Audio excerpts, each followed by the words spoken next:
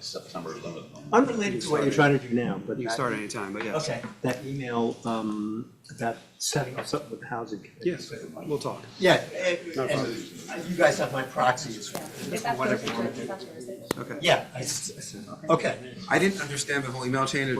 I just told you when I'm available, and if Yeah, you weren't part of that meeting. okay, Yeah. I wasn't sure if I was, but You're still on, Yeah. you're still on a different time zone, so we're gonna let you get. it's not even the time. So this week is the first week of classes, and I feel like I've been shot out of a cannon. Got it. As a chair, I get so many emails like, "I was told to check with you." It's like, No problem.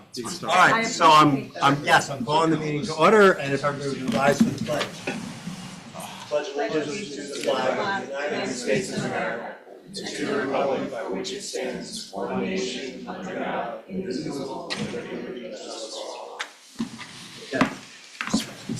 All right, first up is our discussion of consulting services for the Facilities Planning Committee, maybe a little broader than that discussion. If you guys want to come up, move away from the door, you can get warmer, Arthur, you were freezing. Don't look, I'm gonna get blocked in the wind.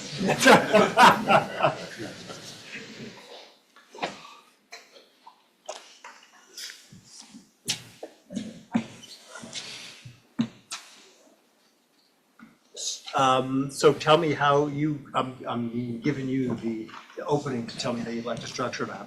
I'm sure, and other folks will have questions, but I know you've got a presentation, you got people to introduce, and I see a couple more members of our committee arriving. oh, if you want me to stall, I can do that too. But it's up to you. We're really pleased to be here again tonight talking about the facilities planning committee, taking this next step. We've all been looking forward to it for some time now. And I think what we have tonight is a real opportunity to start to dig in to what the process could look like working with a professional consultant. It was really the key recommendation coming out of the last meeting with the board before the holidays. We have, of course, thought a bit about the planning issues at hand and the scope of work. We've looked at the sites. We've looked at how one would conduct a needs assessment for the most pressing needs that the village faces with its facilities and properties that could be in play, and what some of the benefits to the community could be by reinvesting in our facilities, expanding or finding new locations for them, and in ways that will really endure and serve the community for generations. So we've done a lot of thinking about what we could do, and now I guess it's time to talk about how folks can come in and help us achieve that vision. So it was back in probably late September that we had a meeting here at Town Hall with Jeff Shoemaker here. And not all, a couple of us, right? and Mayor Siegel, Okay. Larry and Larry Lonke at the time was there, along with a couple members of our planning committee.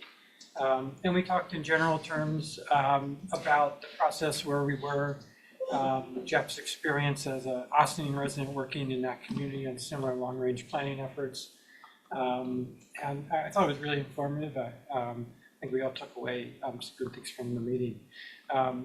During our last meeting, the board asked to meet with a consultant in this venue, and I'm really pleased that another consulting firm that I reached out to, WXY Studio, has a great relationship with Jeff, and in fact have done work together in the past and worked with communities like ours, and would be really excited to again form a partnership to help our community. So that's really what we're here to do tonight, is introduce them, their team.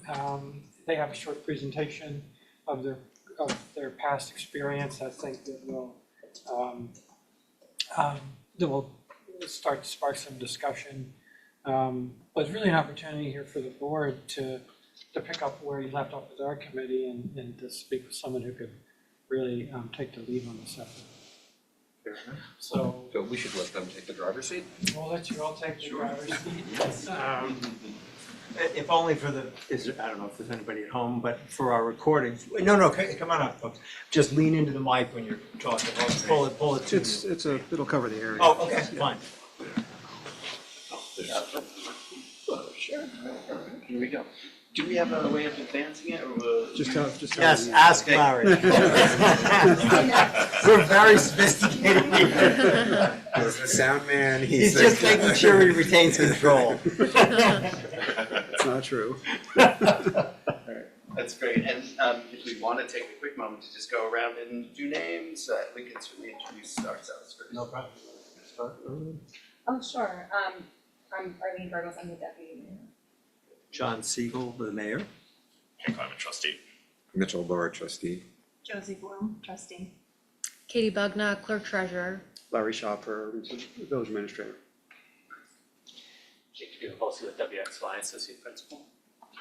Jeff Shoemaker, planner. And Adam Levinsky, I'm a partner at WXY. So we're very pleased to be here tonight. We are still warming up. We just spent about an hour wandering in the cold, looking at various aspects of Irvington. But we just want to take a few minutes to introduce ourselves, and then want to have a discussion about really what you're trying to do here. So it's a great photo. We were able to see the lights on in the city, but just to advance here, so we've introduced ourselves, and as mentioned, we've known Jeff for a very long time, actually, a lot of interaction. For the most of that time, Jeff was on the agency side in New York City, and we were usually trying to get something approved from Jeff, and we tended to get along and usually got things approved, so it went well.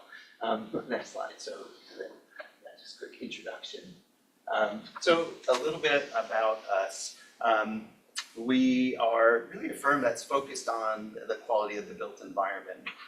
And so obviously architecture is a big piece of that, but we're really an integrated architecture and planning firm. And so when we talk about the needs that you have here, looking at public facilities, we really see it through both a planning and a design lens. So understanding that anything you do here really everybody's going to be very sensitive about the built environment, and so thinking about how a potential fire station fits within your town is a big, your village is a big deal. So so we'll talk a lot about what does it mean to be an integrated planning and architecture firm.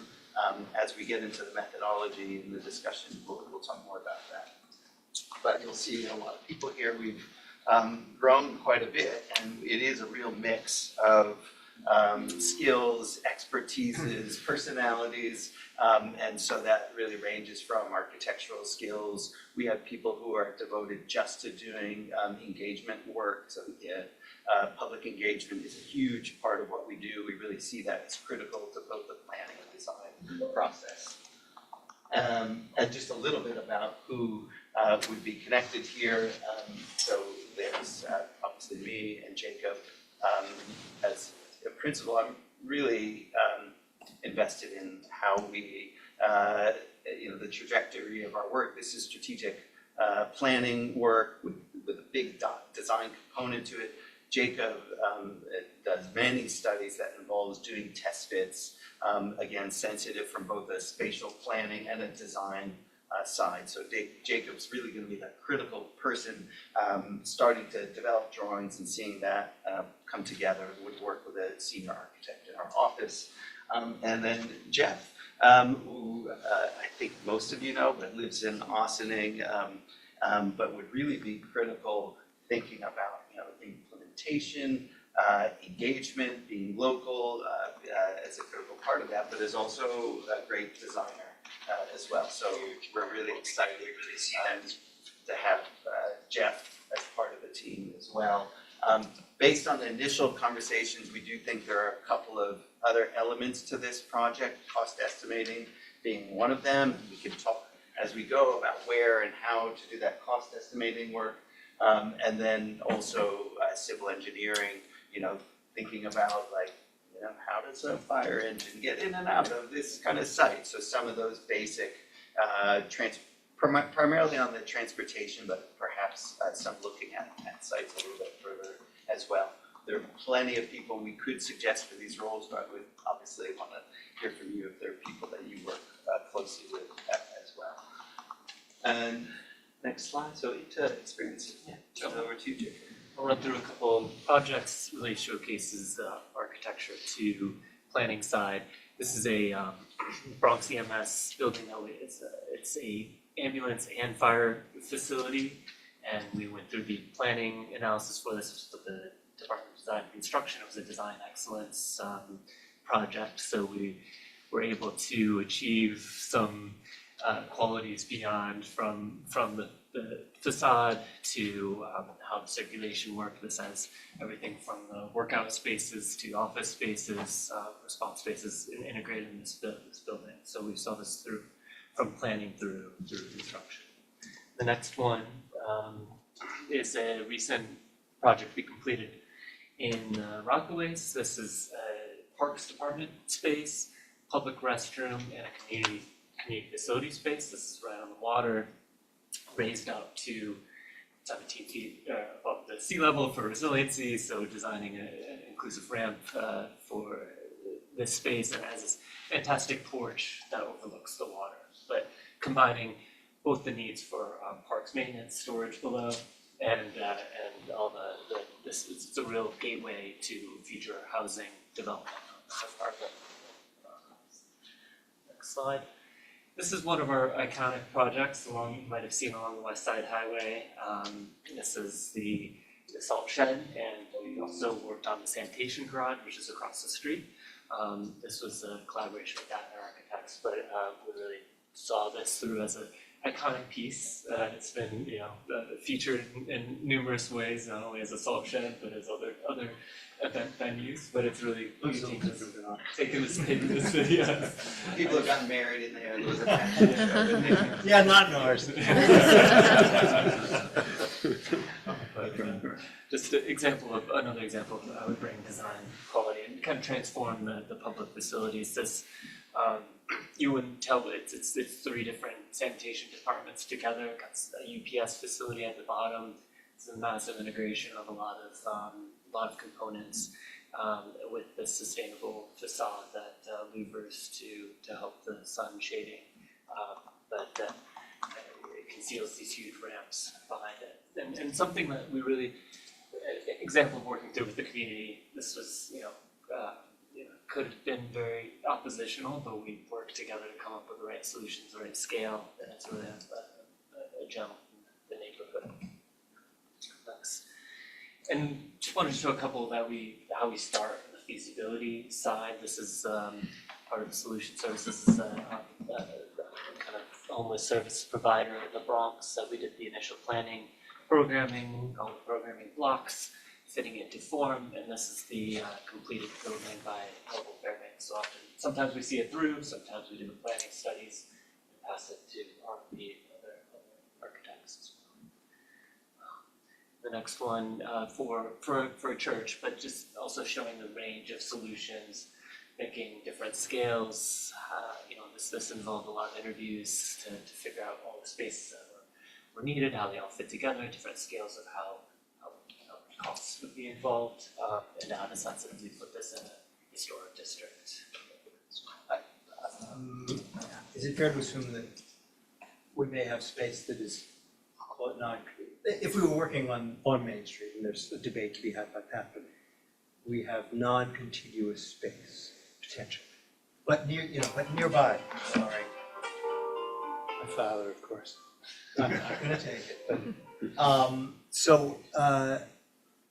that you could, there's no real implications in terms of planning.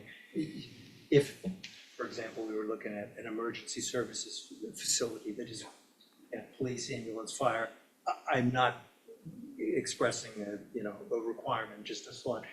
There's no problem on the assumption that at least the past version of this board did not want to exercise eminent domain to deal with a particular private home.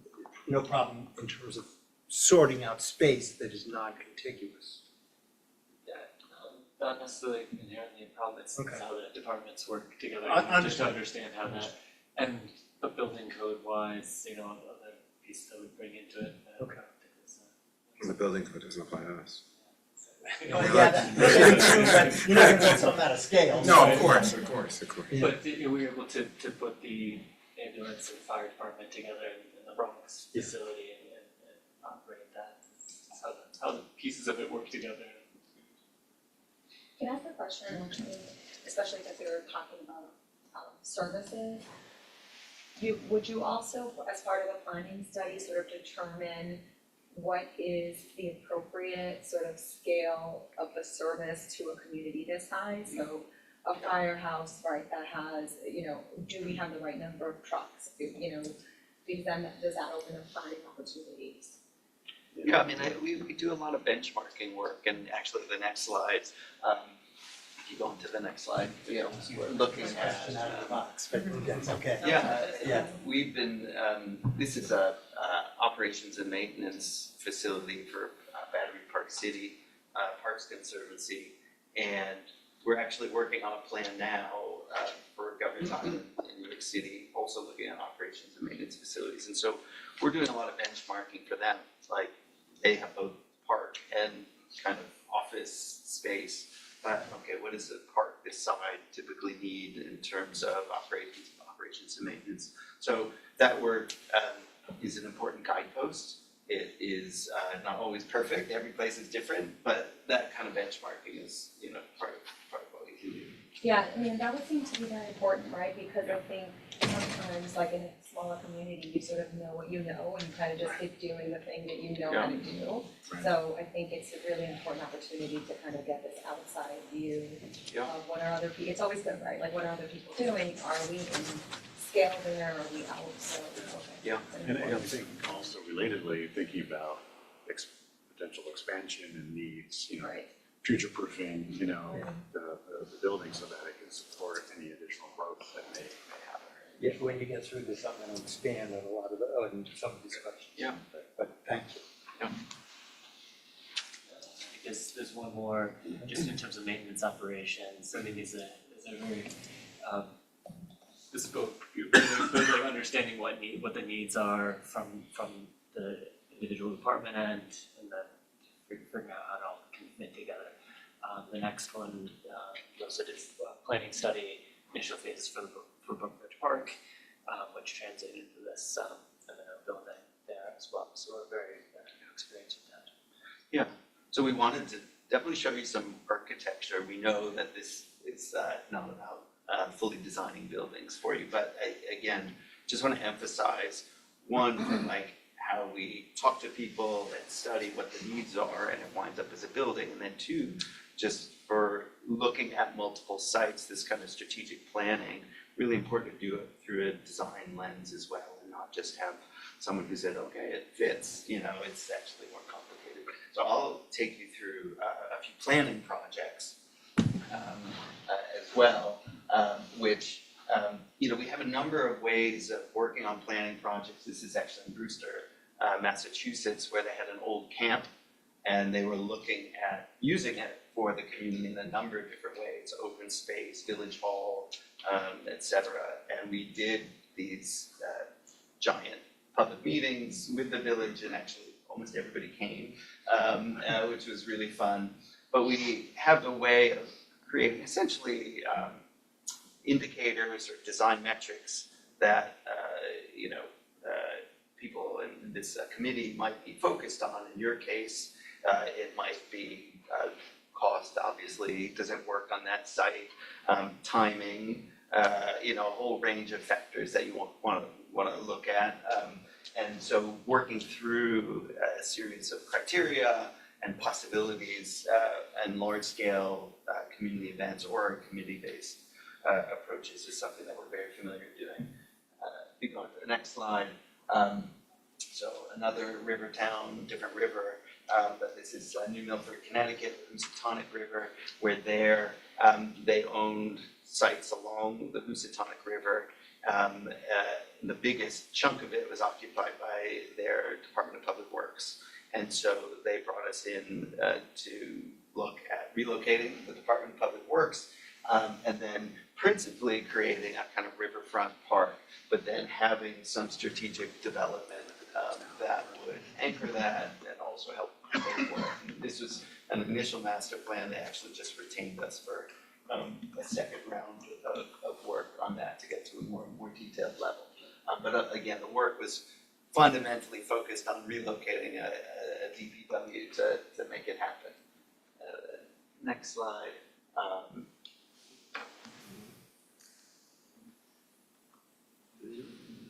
There we go. This, I don't need to go through in detail, but we did Tarrytown's comprehensive plan that had a lot to do with their public sites and thinking about the future of their public sites. It came with an initial study looking at the station area zoning as well. And they clearly have a lot of public sites, a lot of similar challenges that you have on the waterfront as well. This was from 2018. So we definitely spent a lot of time understanding that whole complexity around the river towns, the railway lines, the parking areas, and village facilities. Next slide. And then this is an example of actually doing some design on a riverfront. This is the other side of the river, Haverstraw, where they had a publicly owned site just adjacent to the town center. So for you all, obviously it's not immediately part of this study, but to think about if you move something like the DPW, what does that release in terms of opportunities? And so I think for you, another criteria in addition to, fire station work on the site was like, what are the opportunities that get released if you do make some moves? So, Can I ask a question there? of course. Do you also, just what you were talking about the zone, the riverfront park, as part of this work, do you also recommend zoning changes? Because you're talking about opening up opportunities and maybe yes, when it's the village, we don't have the same zoning concerns and maybe we should, but if you open up other opportunities and whether that we would look at, would you make those kinds of recommendations? Is that part of the planning?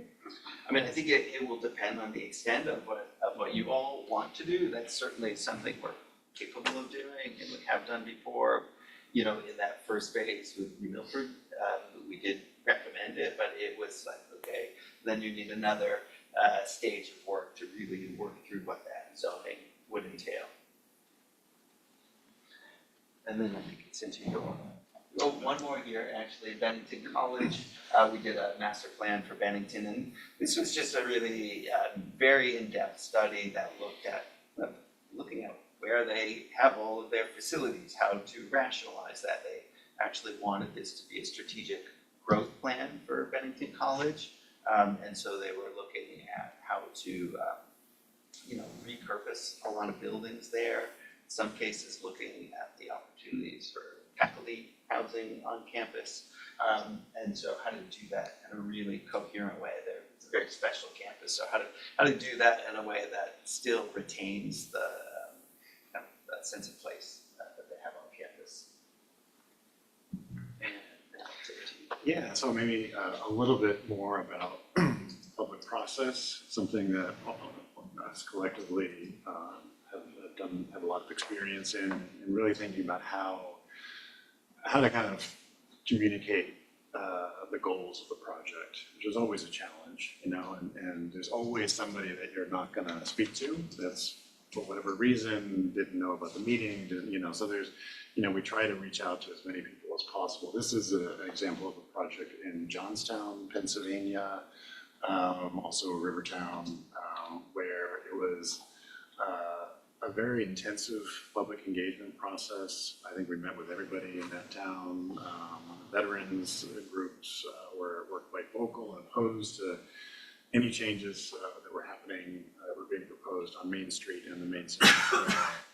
So it was in many ways going to them and going to a location where they felt comfortable and having that conversation. So I think the engagement in this exercise is going to take many different forms, from the kind of large meetings that Adam talks about to one-on-one, and having kind of smaller group sessions, having a survey, trying to quantify some of the feelings that the community has about these facilities.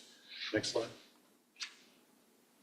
And as mentioned, I moved from the city where I mostly worked with WXY on a number of projects, but about 7 or 8 years ago moved to Ossining and resisted getting involved as long as I could, but you know how it goes, and I've been very involved. Helped them win the DRI with Haverstraw. Actually, it was a kind of a joint application. And then was part of the planning team. You know, there was a consultant, so WXY was on the consultant team, really looking at opportunities up and down Main Street.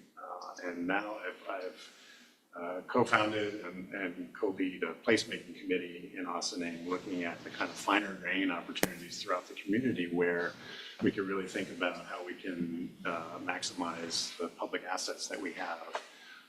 And also kind of looking through more of a community lens about where investment should happen throughout the community, both on privately owned and public sites. And next, that's just one more slide. And then also working in Bethel, Connecticut, most recently on a TOD project. There's also some work up in Peekskill, thinking about transit development, and you know, there's great opportunities in all these river towns to really think more, you know, smartly about where development should happen and what form that should take. I think that's it. Yes. We included a plan if we want to talk it through or look at it with you, but just have that as a background. Yeah, I guess, first, thank you all for coming and doing this. I appreciate it very much. As I'm sure you're aware, the committee itself has done an outstanding job of synthesizing and summarizing and adding to materials that the village has accumulated over 40 years to find not only locations, but the facilities that are in need of change. Let's go at it that way. So, and they've given us an indication, and although I think we probably could have guessed some of it, but they've at least presented it in a way that it's clear what pieces of property are more amenable to some of the things we want, and what village facilities need the most immediate work. So we'll probably put the fire department in that latter category. So in my mind, sort of the next step is, I think, what Trustee Burgos alluded to, which is we need to know what are the requirements for the various departments that are going to be subject to this. So it's going to be just the name of departments, not the requirements. Fire department, the police department, which occupies a space which is probably smaller than this room, I would guess, maybe. No, it's the rest of this floor. Okay, all right, but it's not big. It's not very big, yeah. And it's extremely, you know, it's crowded. And DPW, potentially our rec department, which is a separate building on Main Street. We need to know what do they require, and it was expressed earlier as, you know, not what do they have and what do they want, but what do they actually need for a community of our size. And to the extent there are regulations that apply that tell us what they must have or recommend what they should have, we need that. And I personally, this is my personal opinion, I think we need that before we need anything else, because it tells me immediately what on those nicely colored spots are, which of them are relevant and which are not relevant. There's a bunch that I can probably tell you for a variety of external factors, and I don't have to be a civil engineer to know that they flood or that they have other issues.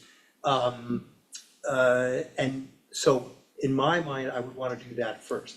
And so to the extent that we're getting to the point where we're either putting together an RFP or talking to you folks or other people, that's going to be sort of my request out of the box. So I may segment and say, okay, give me a price for this, and let's put the rest of it all in the agreement, but I got to have that first. And at least two of us on this board are gonna meet with representatives of the fire department later this week, because there are certain things they have to have now that they consider, I believe, safety issues, like decontamination space and so on, that we can perhaps attack in the interim, but this is gonna be the wrong term to use. It's wasted money if I'm gonna turn around and build a building. I am not gonna make them wait. We'll have that conversation. We'll figure out what we can do in the interim. But the sooner I know what I need and can start on that project, I will find a way to, you know, bridge the gap with them. But I'd like to spend the money on the final product and not on the interim versions of that. The other thing to think about, and I think you would do it, but to use the fire example again, fire department as an example again, is they're going to morph over time. We don't know whether they'll stay a volunteer force, because it's not easy to keep a volunteer force motivated is the wrong word, but keep people enlisting. And I think all the local villages are suffering that same problem. It's an amazing service they provide. But the building that is designed for the next iteration of our fire department has to consider the possibility that there's some number of professional firefighters in that force. So it's a different kind of building. I think people last time when we had a version of this objected to the fact that there might be a weight room or a space where somebody could sleep. I don't think they understood that I wasn't on the board, but I will defend that aspect of the project. It was designed to deal with the next generation of the firefighting force. And we may get to that. So, and I know I'm a little bit all over the place, but I do appreciate the commentary made about the need to have a PR aspect to this as you go through the process, and I think the committee has been doing that. I want to applaud them, getting people's attention. That's part of the reason I asked that we set up the committee, because I have faith that the village could have reworked the original project and done something different and found something that everybody would say, all right, you know, we can, either we're glad to have it or we can live with it. But the better way to do it is to have a much bigger plan, to understand what's gonna happen with all the pieces, and to make sure that the community's paying attention, which is not easy for just these folks and these folks to get people's attention in today's world when there's so many distractions. I guess there wasn't a question in that. I can ask a question. I can ask a question based right off of that. So one of my questions is, you know, like just looking at your salt shed, which I think was very cool. Yes.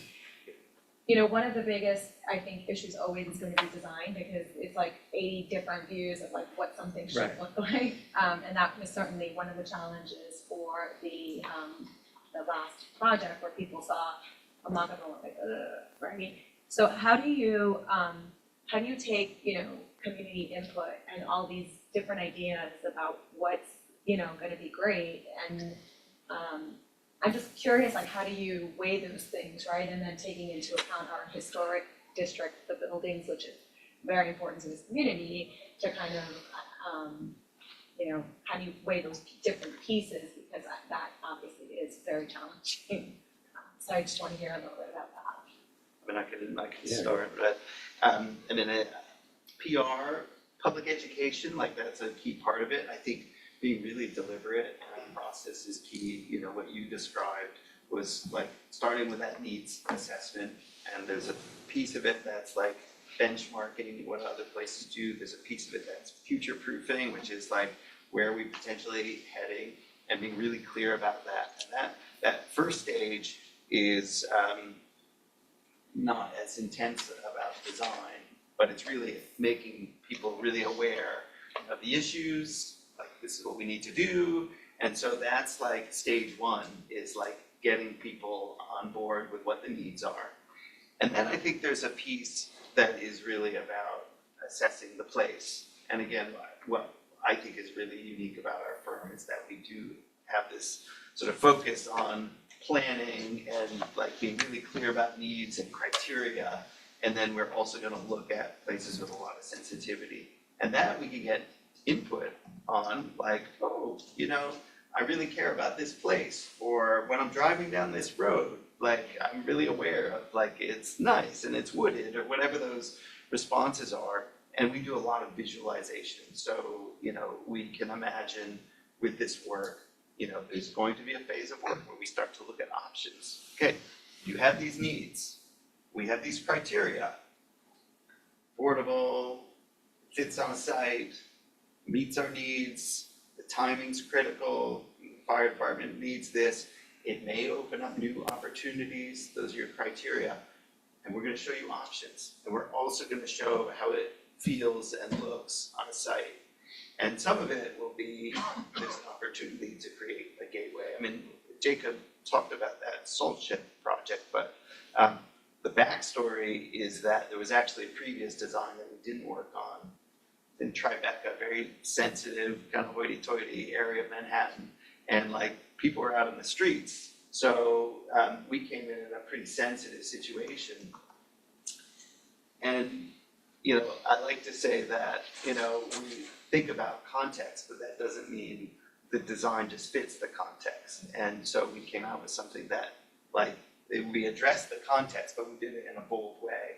And you have to figure out if and how you can do that in a place like, and like, yeah, there might be a place where there's a gateway, you can do something really interesting. Some people might hate it, some people might love it, but you have to start to put some images out there. So that needs assessment really comes first, and then you get into an options phase, and you take feedback. And some of it hurts, some of it is helpful, and then you come up to a preferred option. What we think we would do is at that options phase, we would be very high level with some of the costs. And then we'd probably, because doing real costing assessments costs money, and then you come to a preferred option, like we think these are the sites, we think like it works from these design perspectives, and we would do a costing of it as well. So it would follow a sequence. You need to bring people along, and that's, you know, something that we could talk through. Yeah. Curious, what does that look like? How do you like involve the public and like get feedback, and what is it, what do you actually do? I'll let you talk about it a little bit. We both do it, all of us do it a lot. I mean, I think the phrase you just said is bringing them along in the process is key. And we talked a little bit the last time that I was here about the power of a sketch, you know, a quick not rendering. You know, I think the problem with a lot of projects is that we go out with like a final rendering and we just expect everyone to fall in love with it, and that never happens, you know. So it's sort of keeping it loose, having that dialogue, and then as you kind of you know, present back to the community, you're sort of addressing what you've heard in the previous meeting. So it's going to take a few steps. It's an iterative process for sure. So it's like a lot of public meetings with sketches that people can Yeah, exactly, and you know, and again, not everyone's going to be happy with the end result, but you know, at least there's been a process there that you can point to and say, this is what we heard, and yeah, I mean, the typical kind of rhythm to public engagement is, you know, there's going to be a public meeting to like provide that needs assessment initially. There'll probably be some focus groups before that, but that first meeting is a little bit more presentation oriented. The second one might be a little bit more science fair oriented, like you're gonna see some options. We're not gonna stand up in front of you, we'll let you wander through, and you'll have like, you know, a few sequence. And then that third session, we're gonna do it in sort of 3 parts, which is preferred option.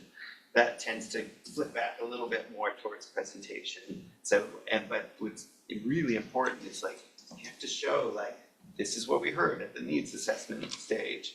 This is what we heard at the options stage. And it's like, you told us this. What we're doing is like we're the hand, and you guys have really guided us through this. So that third phase, like what they see, they feel like they kind of own it already. Like you really, and you really need to go through that with folks. So I found it interesting, I was not on board, so I was an outside observer, that there was a model created, not the final rendering of what might have been the building, but a model, so that they could do cost estimating. And people, I talked to many people who looked at that and said, I don't like that, I don't like the way it looks, doesn't belong on Main Street, not understanding that it was a model for cost estimating and not the final version I don't know, how do you get from the cost estimating stage, unless you keep it as a block that's colored blue in a photograph, to that, here's the kind of more fine detail, without having everybody dump all over it immediately? I recognize we're not gonna please, if we please 60%, we're probably big winners on that one. Jacob, do you have any thoughts on this? No, but I to go back to the power of the sketch as well and showing that, like, we're you know, living in a perfect image. Of When you course. see the, Yeah, curve that's human nature. measuring, Yeah. you respond to that, but there's a certain looseness to a sketch that you can say, oh, this works. As long as you get all the programmatic needs requirements in that, you can show, yeah, this is the right height for a fire department truck sizing, but the kind of layers on top of that aren't as specific for all the architectural features. It's showing how it fits within a certain context or what we've heard in the previous stages. Does it implies that they're not finished? It's not finished. Right, so then there's more to do, right? I'll just add, I think part of that is also the village being very clear about setting expectations for what the planning effort will accomplish and what it won't. Yeah. And that this is a planning effort to come to a path forward for our facilities. There will be subsequent design efforts to design these facilities. And really what this effort will try to do is to express to the community the intent and the opportunity for the character and compatibility of the architecture, or however they define that, to meet their desires and goals. So let me ask you a question about that, I guess, to all five of you. The goal of this project, walking past tell me what the requirements are for the departments, because we'll need to know that first. Goal of this project is to get I'm asking this time, to get the location and to get the mass of the building that's required to meet the requirements that we define for each department, but not necessarily to come up with a final architectural rendering. In other words, is your work product, if I said to you, I'm hiring you from the beginning to the end, does your work product hand me, here's the drawings, here's the, whatever's required, and then we put it out for bid? It's a great question. I mean, what I would say, again, is that And your answer could be, it depends, which I think is common. there's that too. But I think there's going to be a lot of sensitivity about design here. Yeah. So I think the idea that, we're just gonna say it fits or it works here is not good enough. So there is a degree, whether it's sketch, whether it's something a little bit more refined than a sketch. In feasibility studies, we will often do renderings, and because people need to see some sense of like, oh, okay, like now I know what you're talking about. But you have to have something under it. This is like, this is a draft, this is a visualization. Yeah. This is so you get a sense of something that has like design intent can work here. We're not gonna plant a box. And when we do a costing, the costing isn't based on the box either. The costing is based on something like, oh, you've got to work with the topography and you're gonna have to raise something up. And so but it's not gonna be, your schematic design necessarily. You are likely to have an RFP that you put it out to bid. So it's not the thing that you're gonna necessarily take forward. Would you be incorporating like any kind of like civil design at this point? Because I know some of the locations are like, they're really varied, like the actual physical needs. No, that's we are recommending have a civil engineer At this point, at this point. Yeah. Just and there's many that can work at this conceptual stage to get to this 5%, but I think that will be a big part of the understanding the full costs. I think it has to be, Yeah, I mean, to be clear, like, you'll have a limited budget and we'll need to figure out some of the things that fit in this, and like, whether it's zoning, I don't know if that's gonna fit. How much civil engineering we do, like, definitely the fire engine needs to get in, get out, be able to turn around, so there is certain things you're gonna want a cost estimate of something, whether it's the 3 options or just the preferred option. So there's going to be you know, things that you'll want to define this, so you get the work that you most need.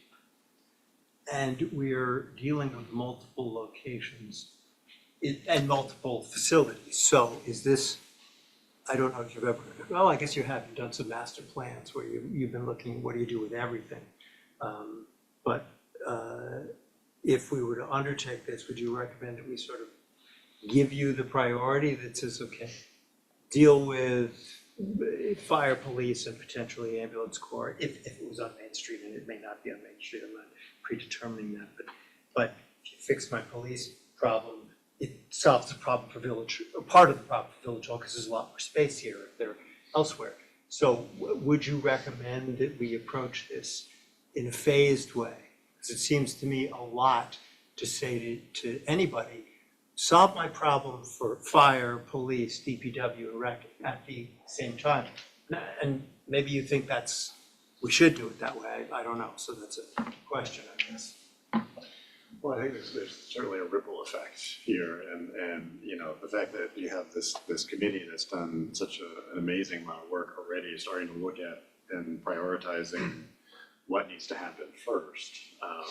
You know, I think the way to look at it, I think it will be some sort of phased outcome. Is what Certainly the construction is clearly phased. Definitely that. So my question goes to and because we couldn't afford it all in one shot anyway. Right. So this is more to the design and we've got sort of a planning document that says, okay, here's the location for this, here's the location for that, and I mean, it's a great question. The thing, I will say, the things that cost the most, in a way, is time on engagement. So that, I'll just be really upfront, like, you know, the idea of like, we're gonna do 3 big public meetings, like, that takes a chunk away from what you can do. Cost assessment, you're gonna cost 3 versus 1. I mean, I think what's interesting about this project is the idea that you're doing something that is like partly setting for a future for the village. Like that's, you know, we get excited and ambitious about those things as well. But the gives and takes will perhaps relate to the level of engagement. And so I think it's perhaps more a question for you, really. I was gonna say, like, I guess I think, Jeff, because this is the first time, right, in a long time that we're really engaging in a project like this, I think from my perspective, it would be really important to sort of think about all of the pieces, not like you can't move anything forward but I think it would be a lost opportunity to do it sort of in phases of these things are the most important, but without thinking about what's our overall goal. And, you know, that's how I think of like comprehensive planning, right? You're gonna think like, maybe we can't do this all at once, but here's how we think this is going to look, and this is how they're gonna interact with each other, and maybe this gets done later, but we know we have a place for it to go, or, and kind of scoping out, I think in terms of timing also, like maybe we know we have a better place that might be coming up later, or we may need more money, or like, do you then take that into account and put that off if possible, rather than maybe put that little peg in somewhere that's less, you know, less optimal. So I guess that's why I feel the whole, you know, sort of that comprehensive planning in this context, because we have such an opportunity and we haven't done this for a long time, is for me very critical. I mean, I can imagine you would attract people to the process too by doing something like that. And maybe the piece that really like rises up in the conceptual design and the costing is just the fire station, that's the biggest need. But the DPW is more looking locationally and at a high level. I'm just tossing out examples. But you're still comprehensive, but it's like the thing that we really need to nail for this is, you know, the fire station or whatever that may be. Yeah, So that's just a thought. And the priorities may be translated as to which gets built first. But I do think you have to your point, do this holistically, because there are overriding issues that might mitigate against putting something in a certain location. For example, traffic. We have, 2 ways to get to the bottom of this hill? Or maybe 3. And 2 of them are through residential neighborhoods. So where you position things holistically makes a big difference. Can I, ask Yeah. sort of half question, half comment? But in picking out, I mean, we talked about cost, we talked about specificity of the site, and we talked about design. A building that might be suitable for a particular site may require a level of design that may make it unaffordable. So in other words, if we pick a site that's a very iconic site, we want to put the firehouse there, it may be that the level of design that would make it appropriate, you know, might preclude that the feasibility of doing that. That's one comment. And I would imagine that would be part of your planning process. You would say you could put this building here, but realize, guys, it's gonna cost you a fortune to do it right. Would you also establish, in a sense, guidelines, architectural guidelines, like say, just throwing out something arbitrarily, you're building a building, you want to build this building on Main Street, say, and would you then indicate, if you're going to do a building, it should be, from a design perspective, X feet high, you should align cornices, you should have vertically proportioned windows, things like that. Would that be part of your process? It could be. I mean, you know, and like, again, that's another piece of like where this could go, which is like, okay, we're gonna do 3 options, we're gonna have a preferred option, and then we're going to essentially leave you with like the next step towards an RFP. Like, and that might be the design guidelines. So, I mean, obviously having design guidelines is nice, but to me, it's like, what is that doing to propel you in your next step forward? There's an RFP, so that's another theoretical, like, okay, you know, what would we lay out for you there? Certainly it's gonna be like thinking of, do the pieces all fit in terms of the scale, the context. I think that will certainly address in the early phases. It's what's the preferred level, what's the preferred design, how far can you take that? I have another question. In terms of like assessing the community needs and sort of like wants, if, you know, sustainability is an important, right, goal for all of us. So do you sort of take that into account, you know, sort of, I think, does that work in this phase at all or not? Is that a later thing? I think for all of us, that would be a given, you know, that sustainability is key, and what that looks like, you know, for each location. You know, it's yeah, I think that would definitely be a consideration. Important criteria that we set up in the initial needs. Yeah. I mean, there are things from that kind of real deep dive on a site that we might not get to, like, could you do geothermal, you know, and be like, oh, you're gonna wanna get a little bit of a, you know, civil engineering to look at that piece.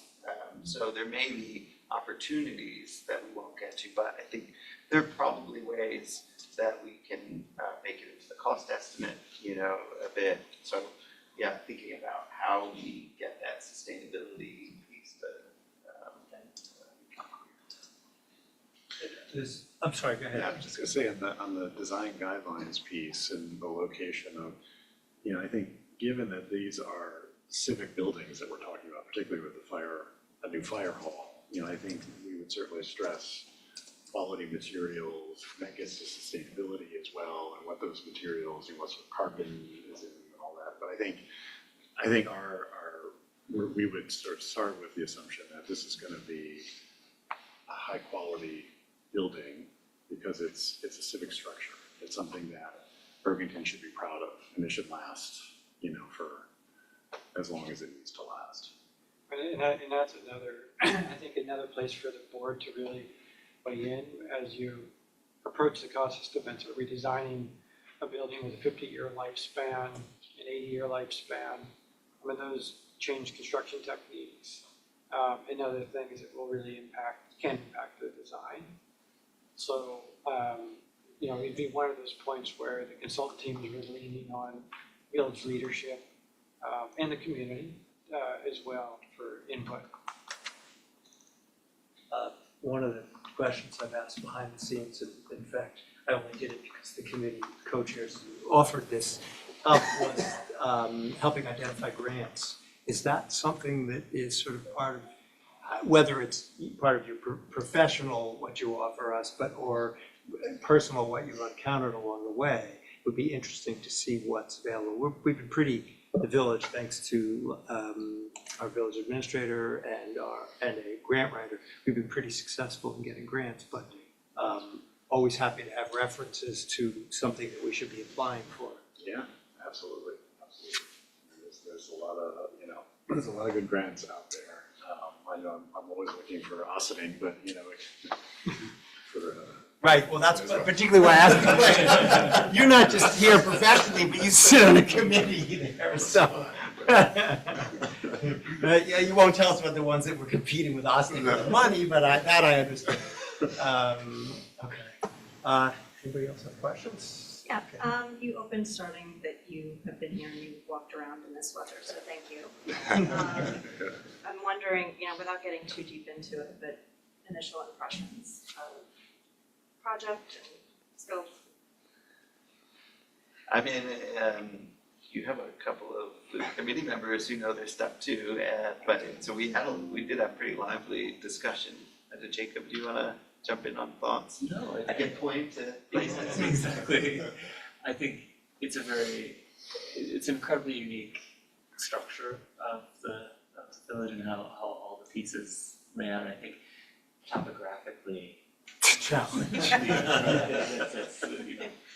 You build a ski lift? Exactly. Oh, no, I was gonna say we need a parking garage on the roof and the firehouse, because that's what people complain about most. Yeah. So I think that's one of the first pieces we were discussing.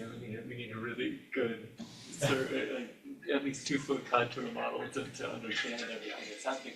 Yeah. And the water pieces, flooding otherwise. I think and we're very experienced in the riverfront, waterfront pieces, but understanding some of these other sites that have a lot of traffic and other the topographical features up on Broadway. That's sort of definitely a civil engineer partner. So.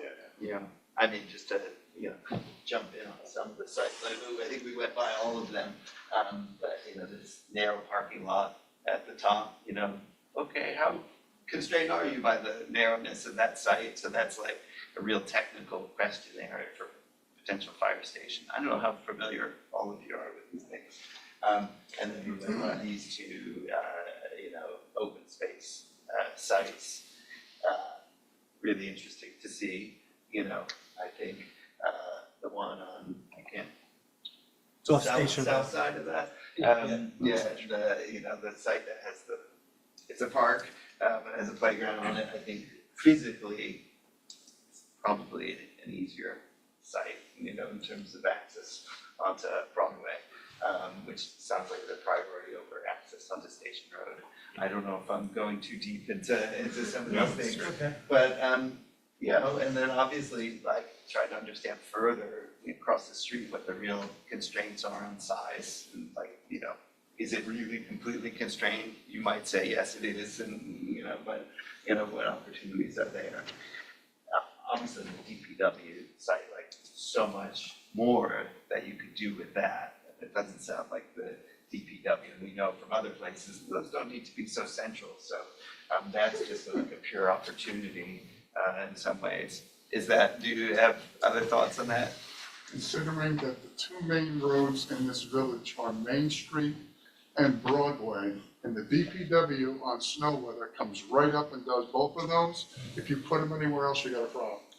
So there may be other opinions. So that's good to understand those things. So I probably shouldn't go any further without having studied things. Not to mention the cost of rehabilitating the DPW site. Yeah. And putting in the culvert that got flooded when we had that last storm, that was ridiculous. Yeah, we're working on that too. Yeah. So again, I'm talking without having done No, research but, or had you our know, focus groups yet. So I'm again to reiterate, I'm appreciative that the committee itself pulled together as much data as we had.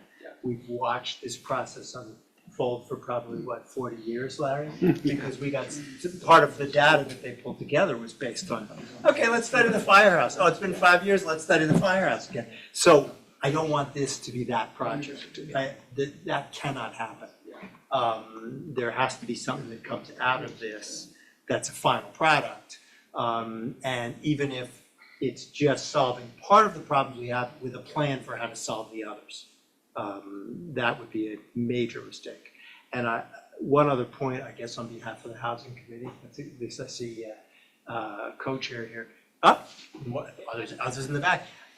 They will probably want to follow very closely whatever planning you're doing, because I think the observation earlier was that you free something up, it creates some interesting possibilities. And who knows, maybe when we're laying something out, there may be opportunities for some sort of housing, because part of the problem we have to address in attracting and retaining a volunteer fire force is they need a place to live nearby. Because when they get called at all hours, if they're coming from far away, or they are leaving their jobs, or, and especially in today's world where they could be working home, some of it, we are just discouraging people from serving. And if we lose the volunteer fire force, it's going to cost millions to replace it. Or if we simply don't have a fire force and rely on somebody else, if people think it's expensive to the bond project, wait till they see what happens to their home insurance without a fire department here, even with more remote coverage. So there's always two sides to every story. And you heard one just now. So there's always something else to think about. Sorry, anybody else want to ask a question? I really appreciate all of you coming. I think probably I gotta have a follow-up with the co-chairs here and figure out what's next, which is probably put together, I don't know, RFP may not be the right description, but a description of what it is we want, what we're looking for. And this has been very helpful towards preparing for that. Thank you. Thank you. Thank you.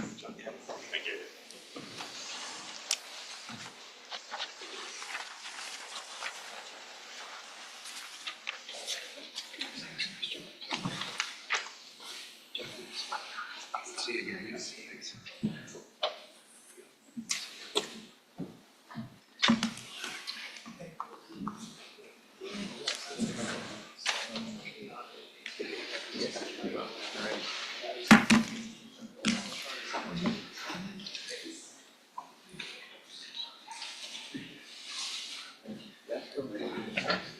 But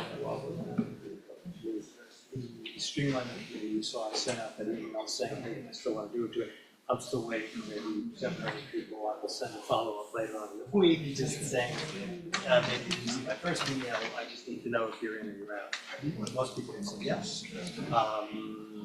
And 1 or 2 people have said, yeah, I'm just serving as their chair or co-chair or whatever, even if that's just the outset to get them more follow up on it. Okay. Now for the really exciting stuff, the budget stuff. I love this. Budget time.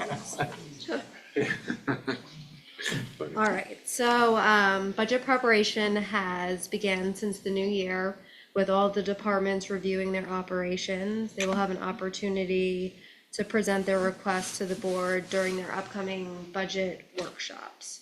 So before the board hears those requests, an analysis of contractual and external factors that will shape the 25-26 budget has been completed. We are entering the budget in a better position than last year.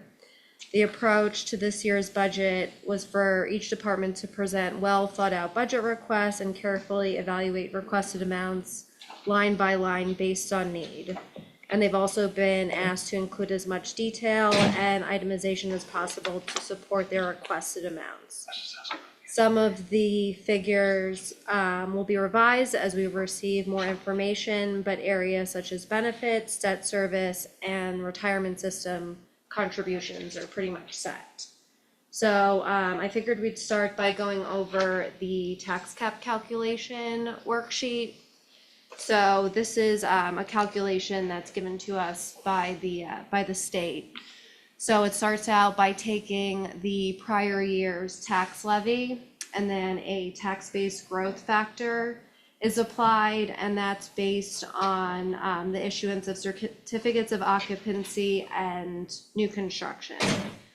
So that gives us the subtotal. We add in the pilot's receivable, and then to that subtotal we apply the allowable levy growth Does factor. everybody know what a pilot is? it's okay to say no. No, I've never seen that in. Payments in lieu Payment in lieu of of Of tax. taxes. Yeah, in other words, if it's a tax exempt. It's Columbia, Okay. yeah. In this case. Yeah. Or it could be as part of a settlement or. Yeah. But we have multiple of those every year, so, yeah. So for the allowable levy growth factor, we have to take either the lesser of 2% or the controller's calculation of the inflation for our budgetary period, which was 2.99%. So we're capped at the 2%. So then you take that number, you back out the pilot's receivable, and then you get the tax levy limit. We do have the exclusion because the pension increase is over 2% for police and fire.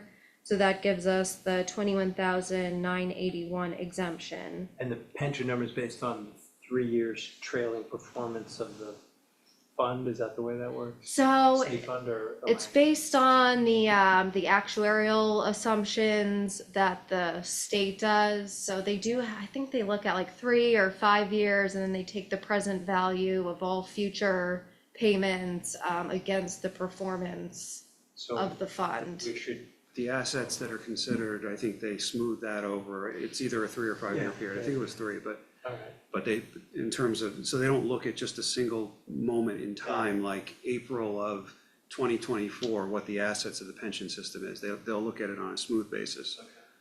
That was particularly important during the pandemic when the assets of the plan happened to drop right at March 31st of 2020. Yeah. And obviously it recovered over a pretty short period of time. And we were able to, not we, but the pension Yeah. system smoothed it over 3 years, so that helped. Well, if we're lucky going forward, given how the market has performed, we'll get some benefit in that, but. We'll see. Yeah, no, actually, I would say something like that. Okay.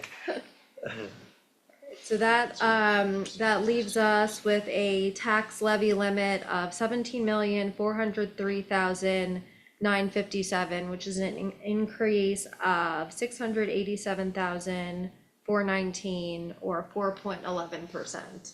And that's the maximum amount to increase it to stay under the tax cap.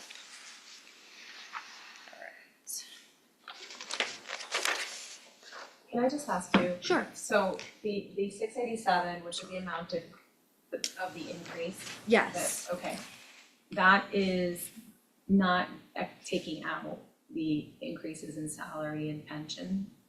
Or that already accounts for that? Over the 2%. That doesn't account for that at all. That's just the increase. Right. And now I'm gonna go over the pieces that would take away from From the that six, yeah. increase. Yeah, so that, I'm just trying to make the point for people who don't, know how this works, that that you already have these set by contract, salaries, pension, et cetera, that already before you look at anything is gonna increase, right? It's gonna take away from that number because they automatically will increase. Yes. And that first No, number. yeah, that'll be actually, that's the next part of the discussion. Right. This just establishes What your how much margin is. theoretically you could Yeah. actually increase the levy. Yeah, What the pool is. yes. Right.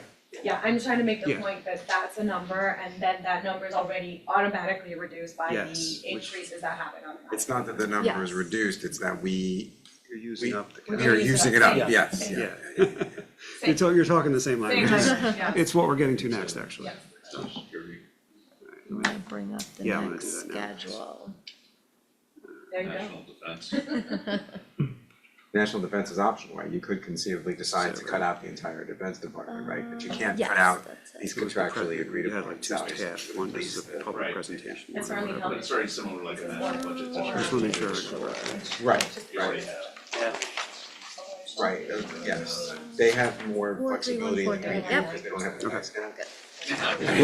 And they could conceivably decide to reduce pretty much anything except the stuff that's already been granted, Alright, so we have the contracts with the unions and the employees that It was, we're locked in on. you got it or? Yeah, it's going up. Okay. Okay, so the first item that I looked at is the salaries.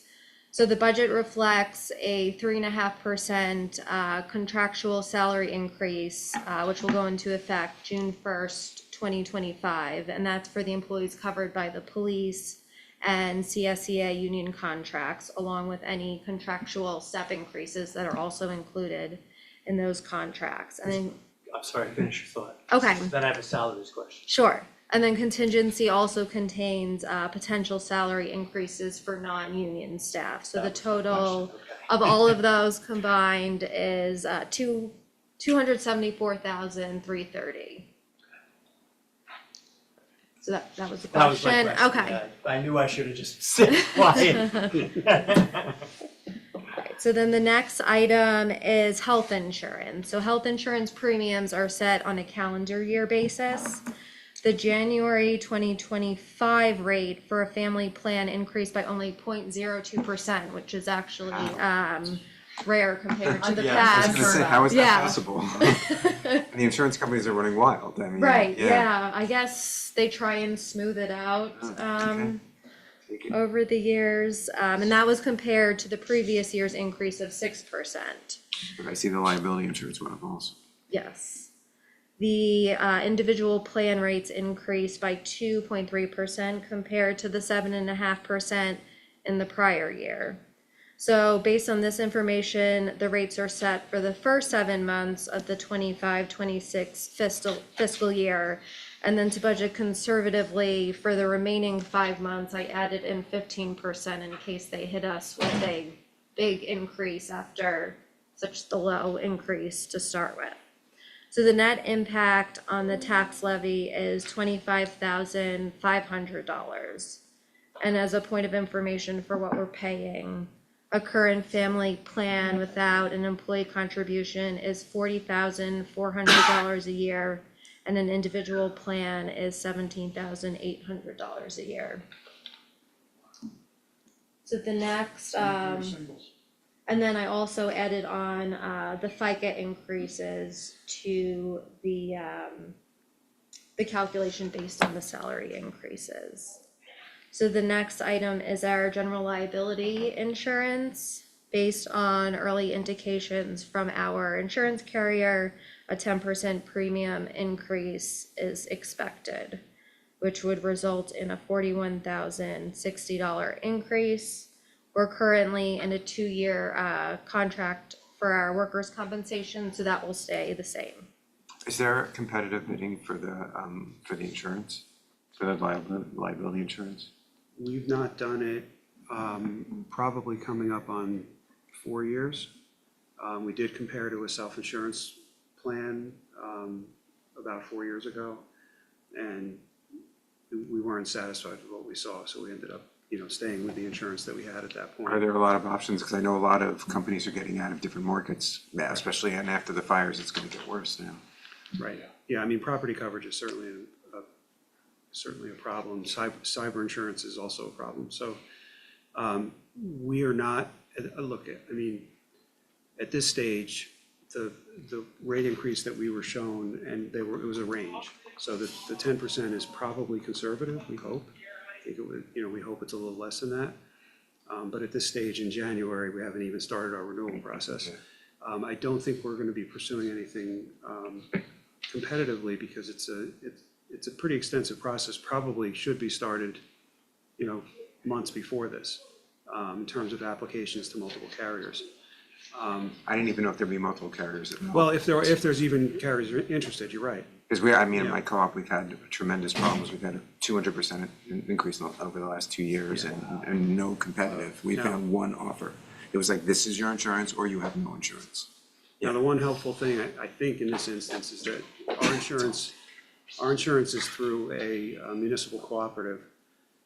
So we, with this particular arrangement, we shouldn't have the risk of not having a carrier. Right. Not having insurance now. Right.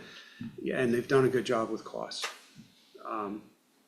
But that can change going forward. So if we start to see, a pattern where we're not satisfied, we will go out. There's no requirement to go out to bid.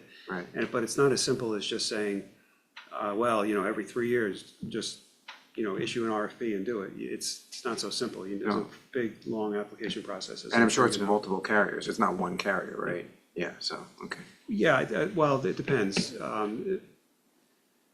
It's a municipal cooperative in this case, so I So think they the only put thing that's together. within, I think actually even the excess is in under the same umbrella, so.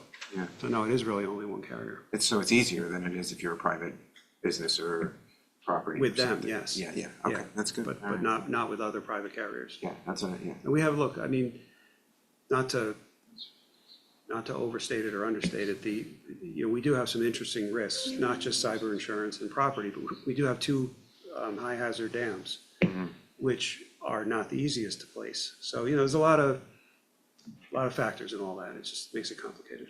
Oh, okay, We thanks, have appreciate it. problems at the co. Yeah, right, yeah. We have worse problems at the Let's see you co-op. get insurance for a dam.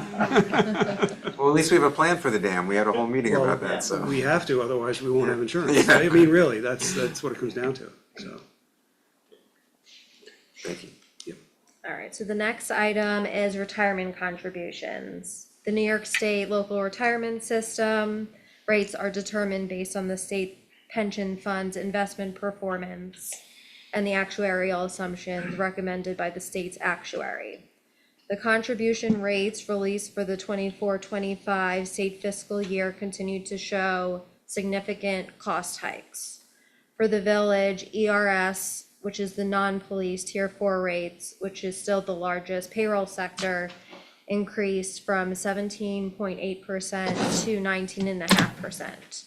PFRS, which is the police and fire tier 2, which is the largest, contribution rates increased from 34.8% to 36.7%. So the total impact of these increases is $216,000 across all the funds.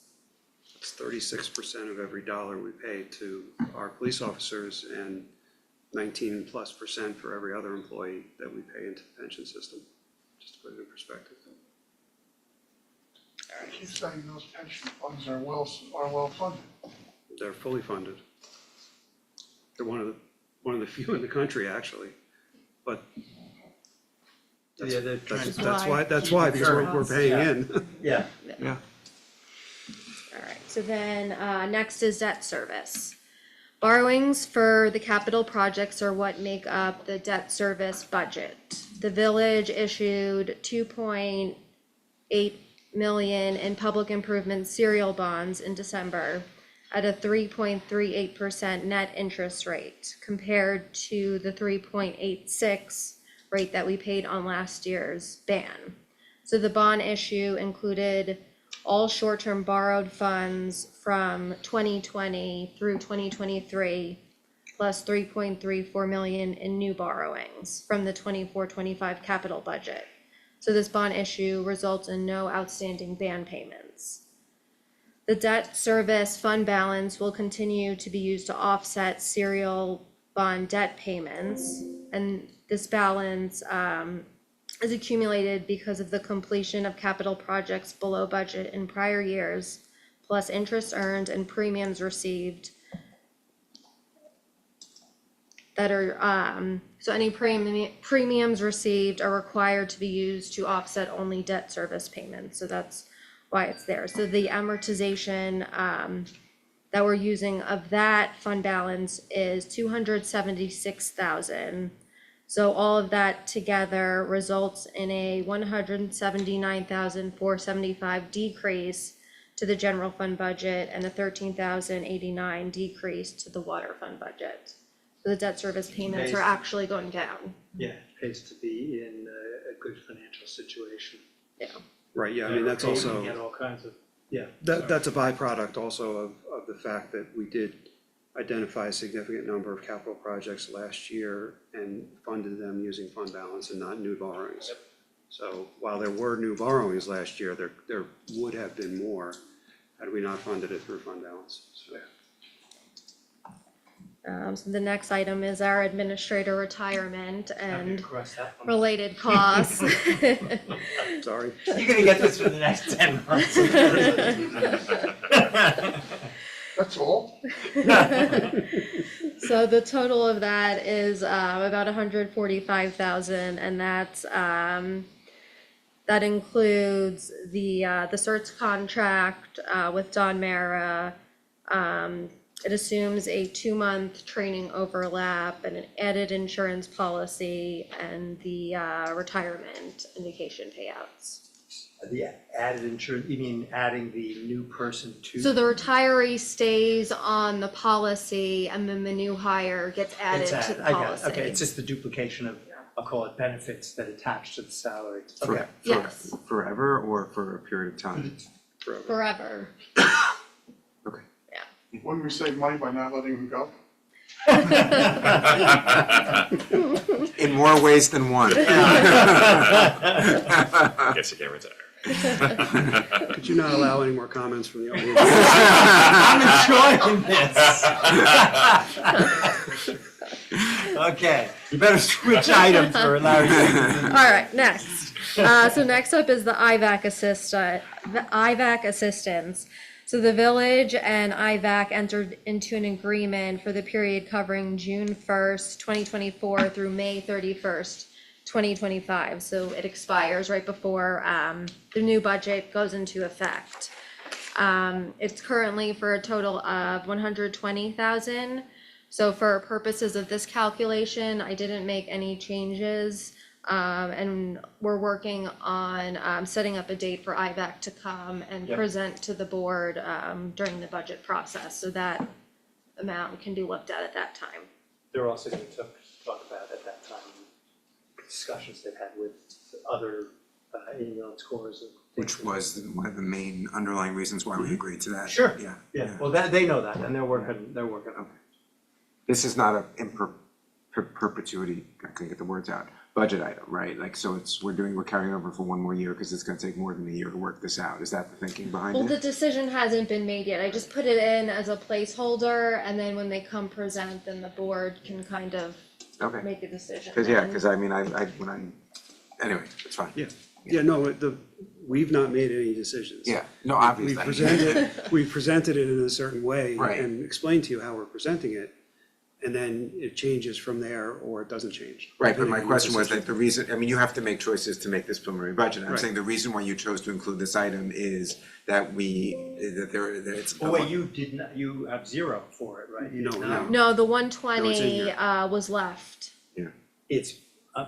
I kept it the looking at same raw as last version, year. I don't see it. I didn't have it on yeah, this yeah, I because get there's it, an I get it, it's not a Right, change, yeah. it's not a net Yeah. change. Right, Got it. right. But I guess I was saying the thinking you made in including that item in that way is that we were not, that the problem that we asked them to solve, and then when we said this is not a forever funding, is not going to be addressed in the next fiscal year, so that we need to have a coverage for that, and hopefully by the time that's over, we can shake that from the budget. Is that kind of the thinking? I think that's realistic. Ish. That's a realistic way to look at it, Okay, yeah. all right. And they did, I'm sorry, I've digressed slightly, but they did do one thing we asked, which was make sure they're fully staffed, and they've done a really good job of it if you look at those reports. Yeah, I So see. now the question is, have they, dealt with the second part, and we'll find out when they come in and everybody gets asked questions. Because obviously I was very strong on that, so I don't wanna lose sight of that as we go through the process. Understood. Yeah, look, I mean, if we were sitting here 9 months into that contract, or whatever it is, 8 months, and none of the goals were being met that the board laid out in that contract, you weren't getting the staffing you were expecting, maybe we might have hedged our bets a little bit on our presentation, but the fact is they are following what the board's goal was. Doesn't ensure that they're gonna get funded next year, but we went with the odds. Yeah, no, That's all. I just, That's simply, I wasn't disagreeing with your Yeah. decision, I just want to make sure I understood the decision, yeah. Yeah. Okay, thank you. All right, so I'm gonna move on to the revenues. The first item is interest and earnings. So we have a CD that's going to mature at the end of this month. Last year, the CD was gaining interest of 5%, so I don't anticipate that it will be that high. I am going to reach out to multiple banks to get the highest rate possible, but this calculation assumes that we'll be able to reinvest at a rate of at least 4%. And this would result in a decrease of 112,000. Next is the Irvington fire agreement with Greenberg. It hasn't been signed yet, but based on the calculations, the increase would be close to 11,000. Cell tower revenues, based on the various lease agreements, will result in a revenue increase of about 6,600. Sales tax from Westchester County, the first quarter, it went up almost 4%, and then I got the numbers yesterday and it went down almost 4%, which shows that the first half is pretty consistent with last year. So I also took a look at what Westchester County has included in their budget, because we get 1% of that. So assuming sales will pick up a little bit, I think we can increase this budget line by 100,000. Mortgage tax also continues to decrease. For the first half of the year, it was down about 1% from the prior year. So this will likely result in a budget shortfall unless the second half significantly increases. But to plan for a continued decrease, this line was decreased by 15,000. So then the last item is fund balance. So also for the fund balance appropriation, since this will continue to be discussed throughout the budget process, I just left it at the same amount we had from last year for the initial calculation, which was 288,000. And then just to go over the current state of the general Can I fund. interrupt you 1 second? Sure. What did our fund balance end up being? I know we were trending towards something, but. Oh, yeah, that's That's my just what she's getting next, to. Oh, I'm sorry, okay. Not to worry, I asked that question. Come prepared. So unassigned fund balance as of last fiscal year end was 9.7 million, which was about 43.7% of the subsequent year's budget. So during this current fiscal year, 2.37 million was appropriated during the capital budget process towards capital projects, and an additional 59,000 was appropriated for deer management costs. So that, if all else remains equal throughout this year, that would leave our unassigned fund balance at about 7.3 million, or about 32%. So with the calculation I was trying to figure out is that on the estimates of the last budget as to what our fund balance would be, putting aside the expenditures that we decided to pay out of it, meaning the capital budget and the deer, did we end up better or worse than we had projected in our last year's budget? You mean the fund balance total when we wanted to use whatever we were anticipated earning last year? When we adopted the budget, we assumed we were gonna use a certain amount of fund balance, and that in the end, if everything balanced out, that we would have been in the same place, obviously, at the end of the year as before, right? Yes. Did we end up with a larger or smaller, in other words, did we hit it on the number? Was there more? Was We there ended less? up having like 100,000 extra. Yeah, no matter what we do to give away money, it always comes back. That's the bottom line. So, okay. It's good though. It means you It is guys a are good doing your thing, job. yeah. Yeah, okay. And just to reiterate, because we also had this conversation today, that $7 million is money that is free and clear. Free and clear, yes. It's not subject to, it is not allocated for capital projects, it's not allocated for anything else. It is money that we can spend in any way. And I'm saying this to make a point, because I think when the accountant was here and I asked that question, she responded in a way that left me thinking, do I not understand this correctly? I'm shocked that an accountant gave you that answer. Yeah, it's just my capacity for understanding. I think she may have been talking about entity-wide level. Yes, I think that may very well have been right. It can But unnecessarily confuses things. You got it, So- okay. Yeah, when it's called unassigned on the financial statements, that essentially means free and clear. Got it. Yeah. So that's all I have. On a related subject, since we just had a different meeting, I asked you the question today, would the expense of the consultant run through operating budget or capital budget? And your answer was, we will look at it in the context of the capital budget. Yeah. I don't know if you want to expand on that, just for everybody else's benefit. Sure. Yeah, I mean, an expenditure like that is one time, fairly significant. We don't know what it is, but Yeah. it will probably be significant. And will probably last beyond or cross over between fiscal years. So just those reasons alone means that it's not part of the operating budget. If you put it in the operating budget, you would have a, you know, let's pick a number, $300,000, I don't know. $300,000, you know, increase in this year's budget, and then next year, you'd have a decrease of 300,000. It makes it pretty difficult to manage things smoothly that way. And really, it's something, again, it lasts multiple fiscal years, so it's something that we would recommend would be considered as part of a capital budget. How you fund that is still up to you, and it doesn't mean you automatically have to go out and borrow for Right. it. Could come out You of could that. fund it out of fund balance as a one-time appropriation from fund balance, but to throw it in the operating budget, which then means it's in the tax levy and you're raising new taxes to pay for that, only to turn around next year and say, oh, we don't need that money anymore, and then raise less taxes, it makes it difficult. It'll make next year's board look good, though. Well, It's also, I if consider. you wanna do that, that's fine. No, I It's part of the expense of whatever project occurs to this, assuming some project occurs to this, Yes, so yeah. it makes sense to No, be in I the think capital. that's right. Plus, fund balance is for non-recurring items, this is a non-recurring item, so all those reasons, it just Yep. seems like it belongs in, I just assumed it would be. Well, I wasn't as quick as you were. on I this shouldn't be particular assuming, point. so you were smart to ask. I was dumb to assume. Does anybody else have any questions? You've all probably seen this daunting budget schedule.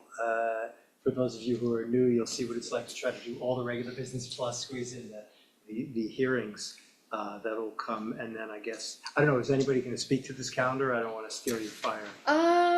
Or at least. No, I what mean, the- it's attached to the agenda if Okay. anyone kind of wants to plan ahead to attend the meetings from the public. But first up on February 3rd is the library and theater. And Is it obviously- because they're mine, is that why? Yes, yes. We wanna warm up on you. That's at the beginning of your semester, so that And I guess March 20, we've got to file the tentative budget with you. Yes, Yes, the clerk, yeah. the treasurer files it with the clerk. Oh, yes, perfect.